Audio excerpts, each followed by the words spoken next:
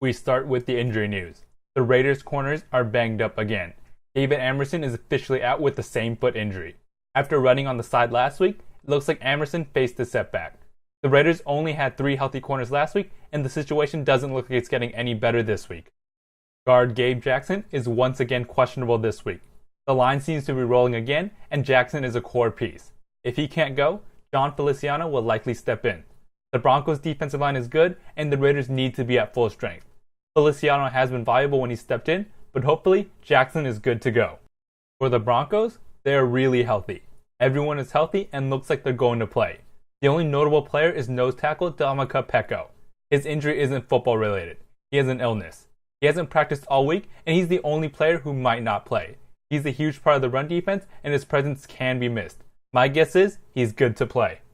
Moving off of injury news, Ed Norton Jr. has been fired.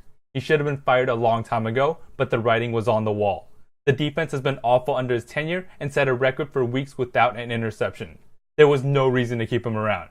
The defense might not improve, but the message needed to be sent. Jack Del Rio needs to get the team going, and it's not like Norton made the defense better. In news that might have to do with Norton, Khalil Mack and Bruce Irvin did not practice on Wednesday, and it wasn't injury related. It didn't say that it had to do with Norton, but they supposedly weren't happy with the firing. I personally don't care. Yeah, they might be the best defensive players, but they haven't produced. This team is last in sacks in the NFL and makes everyone look like Tom Brady. Norton had to go, and Mack and Urban needed to play better to have Norton keep his job. I just want to say that the Raiders defense versus Broncos offense might be the ugliest matchup. It's a new quarterback in Paxton Lynch with a new offensive coordinator versus a new defensive coordinator. This all comes on a relatively short week. Since both sides are relatively new, the defense typically has the advantage. That being said, I can't doubt just how bad the defense can be.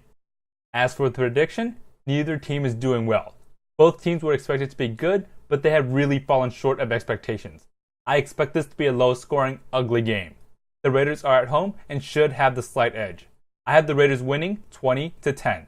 It will not be a pretty game, but Derek Carr should do enough to get the Raiders the win.